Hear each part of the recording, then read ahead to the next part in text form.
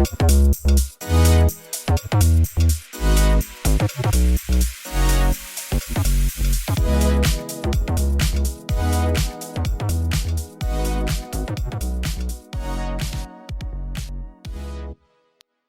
friends, welcome back to Prescribed Vibes. I'm Stephanie.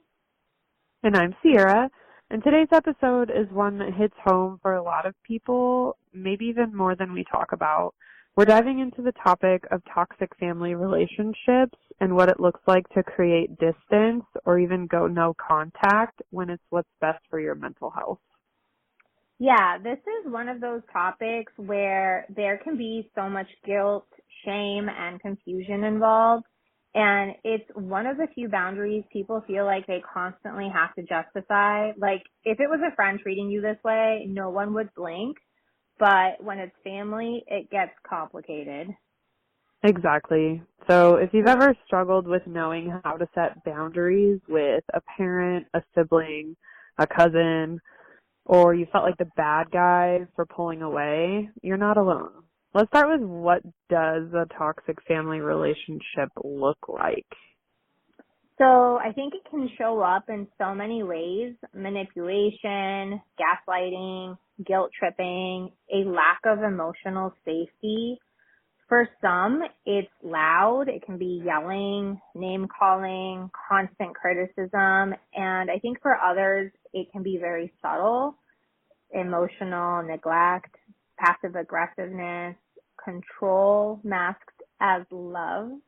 Yeah, and one of the hardest parts is that toxic behaviors often get normalized over time, especially if you grew up in that environment that was normal to you. You might think, well, that's just how they are, but normal doesn't mean healthy. And a lot of times we almost have this like moment of clarity, maybe we're at other friends' houses when we're, younger, or we start our own family and we realize things don't exactly feel right when our old habits or those dynamics come up.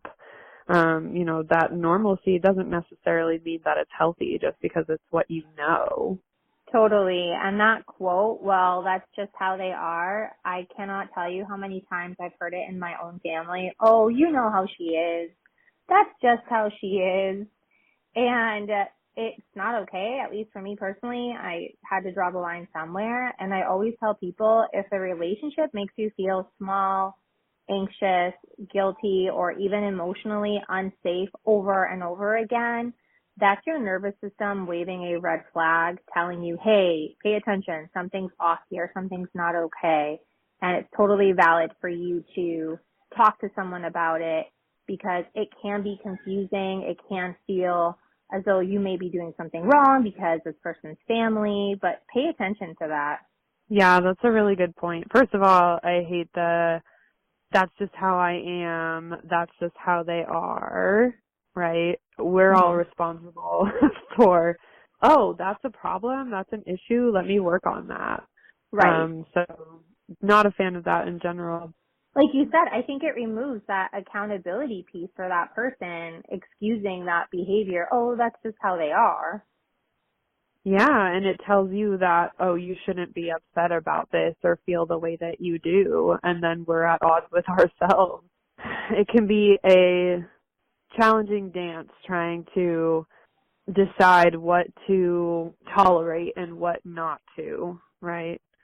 I can handle the little jabs that they make here and there, the backhanded comments, because, I can just let it go in one ear and out the other, and it's not worth disrupting the relationship over, versus maybe for someone else it is, or I'll handle that, but I can't handle the yelling or the manipulation, whatever it is. So I guess for everybody it's going to look a little bit different. But let's talk about grief. There's a lot of grief involved in this topic, and even cutting off or distancing ourselves from family sometimes being necessary. It's still painful. Yeah, totally. It really is. And you're not just grieving the relationship you have. I think you're also grieving the one you wish you had. The parent you could have nurtured, who could have nurtured you, the sibling who could have had your back. And it's a silent grief. It's not always a silent grief, but it is grieving because it's not just that loss. It's, darn, I really wish I had that. Why can't I have that?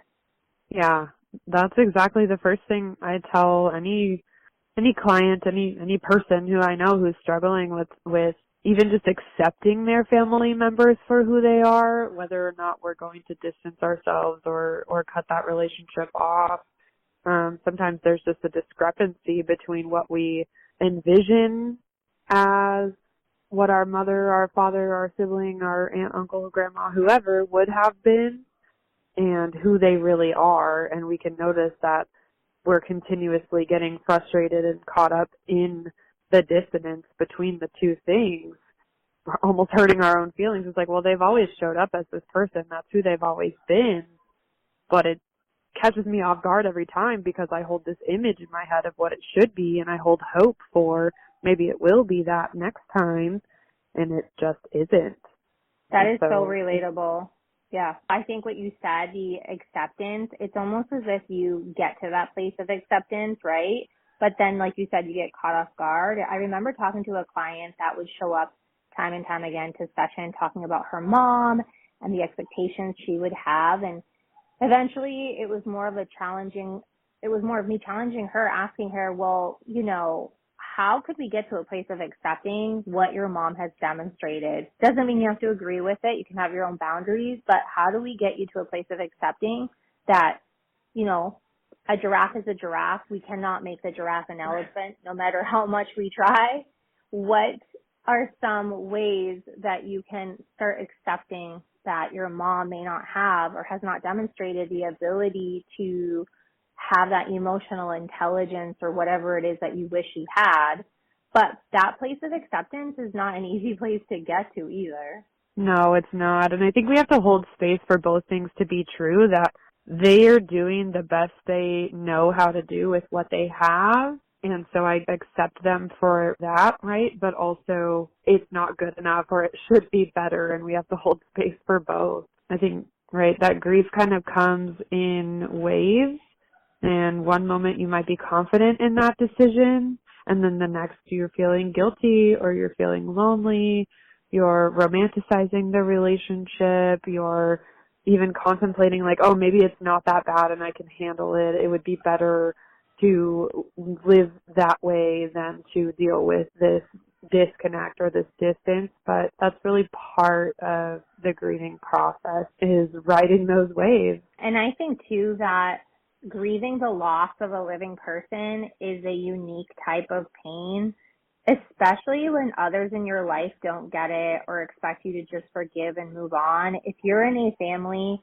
and you are part of the minority, or maybe just that one person that doesn't agree with the behavior of a specific family member, and everyone around you is like, oh, that's just how they are, it's not a big deal, you're making it into a big deal, or let's just, sweep things under the rug. That can be very difficult when then you're considering yourself, well, am I the black sheep, or like, what's wrong with me that I'm not okay with this? It's totally okay, and we're here to validate that and also validate the fact that the grieving of someone that is still alive can be very painful, because in a way it's still a loss. It's painful and it's complicated, right? And exactly like you said, it starts to get confusing. I've had a lot of clients come to me where they're like, I feel like I'm crazy because that's how they all are, and it just doesn't work for me. It doesn't sit right with me.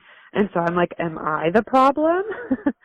And we have to kind of talk through that to say, like, just because you don't fit into that space doesn't mean that that's what's right for you. And that can be hard to come to terms with too. And I think too, as we're growing and we're evolving and we're picking up new tools and we're learning more about ourselves, and we are becoming more confident. We learn about boundaries and it's okay to say no and draw some of those lines and limits. not everybody is growing and evolving with us. So sometimes it's very normal to be more aware of behaviors that you are okay and aren't okay with. And also realize that not everybody around you has those tools or even psychoeducation to be able to make those decisions. Some people are still, under this belief system that certain things are okay. That's just what's going to happen sometimes. And people might tell you, right, like, just forgive and forget. Like, again, that's just who they are. Forgive and forget, move on. And I think we have to keep in perspective, like, forgiveness is not the same thing as acceptance or reconciliation. Sometimes the most loving thing you can do for yourself and for them is to let go. It's not that easy, but to be able to say, like, I forgive you for, these things, this behavior, this treatment, because I know that you're doing the best that you can with what you have, but also it's not good enough. It doesn't work for me, and so I have to go. That's valid too, but it is a tough call to make. Right. No, but those two things can coexist. You can love someone. I was telling Sierra about this personal experience I had in my family. You can love someone and wish them the best and want the best for them and still choose yourself and have those boundaries of, like you said, hey, it's time to go, time to let go. So what are some signs that it may be time to create space or even cut ties? Yeah, so here's a few signs to consider. You feel emotionally drained or anxious after every interaction, or even before the interaction. If you feel yourself getting anxious, knowing you have plans with this person, you're going to see them, that's a good sign. If your boundaries are constantly ignored or even ridiculed, if there is emotional or verbal abuse, even sometimes it looks like something different. It's concern, it's guidance. We've got to kind of check in with ourselves internally to see how that's feeling. You find yourself shrinking or second guessing your reality, right? Like, wait, am I crazy?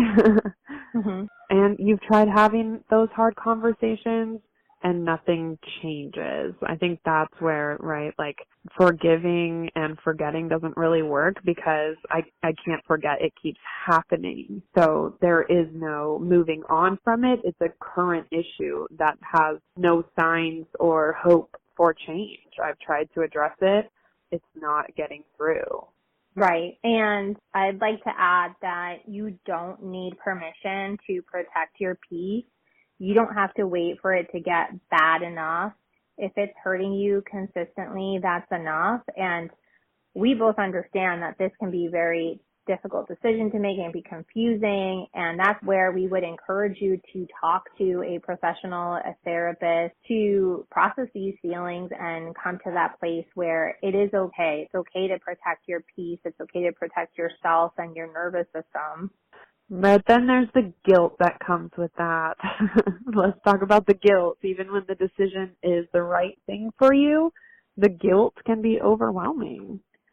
Wow, I feel like the guilt comes in waves sometimes for me, just the same as grief does, because the guilt comes in a way dressed up as, hey, did I make the right decision? Is this okay? And then I have to quickly reframe. And it can sound like, oh, but they're my mom, or they raised me, or I feel so selfish.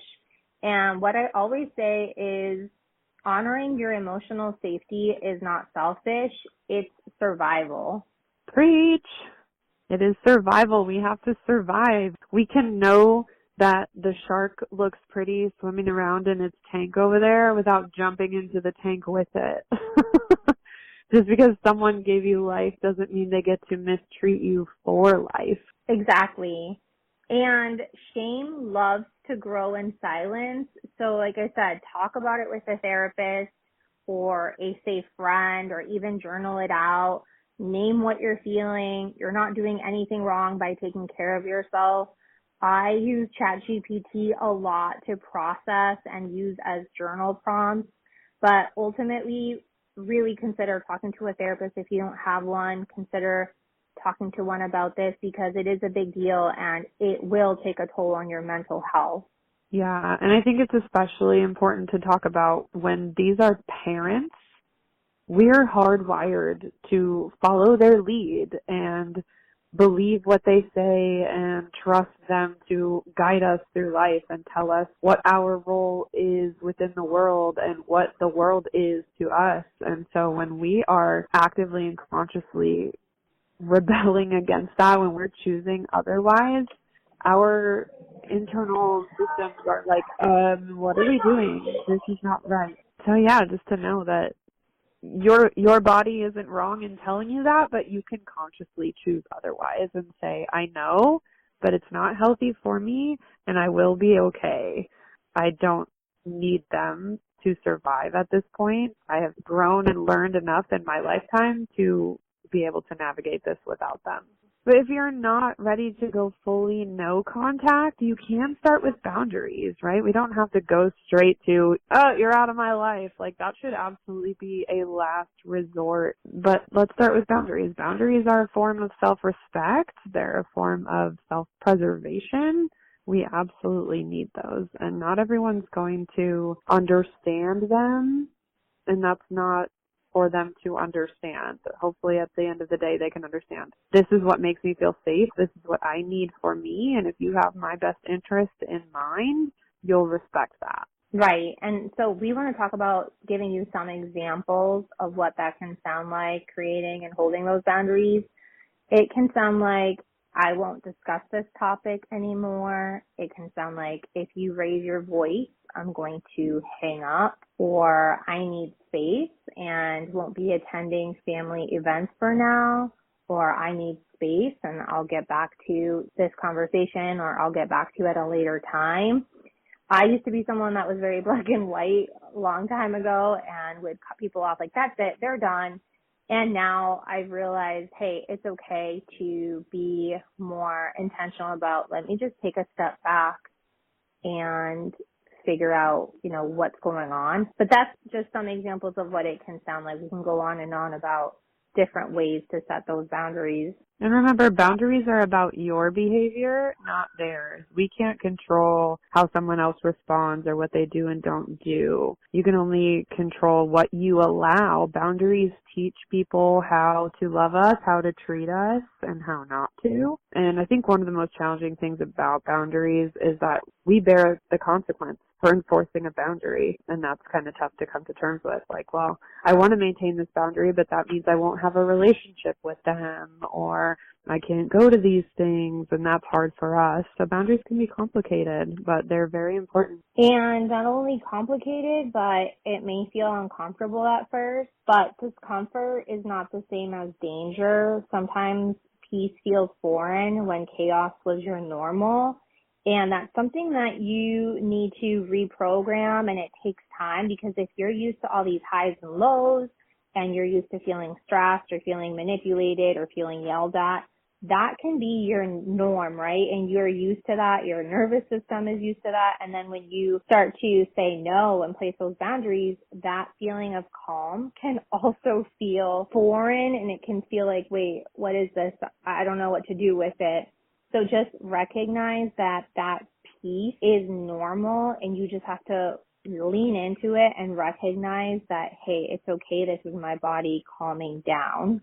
Yeah, you're exactly where you're supposed to be. I think the other thing too is that a lot of times with boundaries, we're almost taught that it's selfish, or we feel like we're being mean, or, we're putting ourselves first as if that's a bad thing. And so that's something we almost have to unlearn too, is that it's okay to be selfish when it comes to your own peace and your own safety. So what does healing look like after choosing distance? So I think it can look like, examples can be making peace with your decision again and again. Like I said earlier, for me, sometimes that guilt or that little voice is like, did you make the right decision, or should you have taken that much space? Is that reframing of, hey, it's okay to make peace with your decision again and again, and reminding yourself of why you did that. It's almost like similar to when you break up with a toxic partner, right? if you can break up with a toxic, very intimate romantic partner, sometimes you're going to get that voice of, do I make the right decision? Do I want to go back to this person? So just recognize that it's okay to have to make peace with that decision over and over. Also, a second one would be building a chosen family, friends who feel like soul safe people. I always say that, sometimes some of your friends can become family, and that is your family, and that's amazing.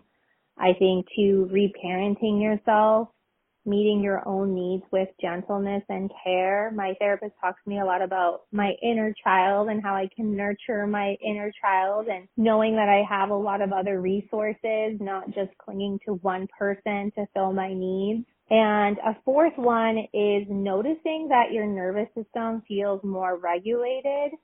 Even if your mind is still overthinking, just pay attention to how your body is feeling. And if it's been feeling more relieved and calm because you were able to remove this person from your life, that is a big sign right there. Eventually you'll realize that your worth was never dependent on their love. You get to define what family means now. And again, we have to grieve that it's not them, that that's the case for us, that it's not our natural family. But there is so much beauty and power and control in being able to decide who sits at my table, who are the people who align with my values, my beliefs, who make me feel valued and loved and appreciated, Totally. understood, seen.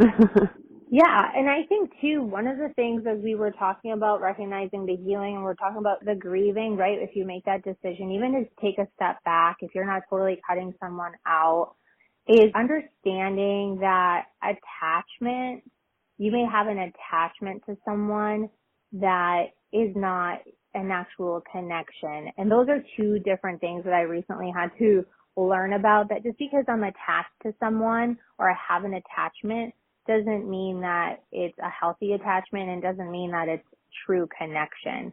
It just means that my body has gotten used to that familiarity and that attachment, but it doesn't mean that it's been actually fulfilling. So that's something to keep in mind too, that your body does have to go through a process to recognize that you are detaching, and it is normal for your nervous system to take some time to catch up to that. So I think some final thoughts here of encouragement is, if you're walking this path right now, whether you've created distance or gone no contact, or you're just starting to question the relationship, we see you. It takes so much courage to break cycles. And healing doesn't mean that you never miss them.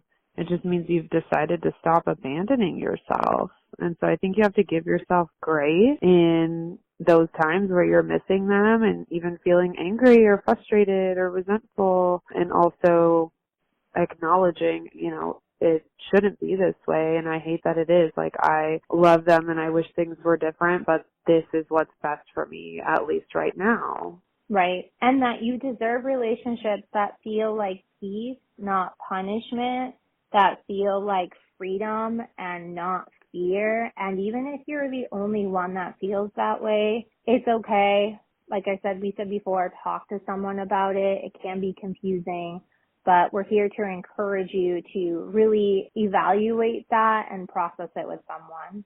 And if no one told you this today, you are not a bad person for needing space or setting boundaries. You're a brave one.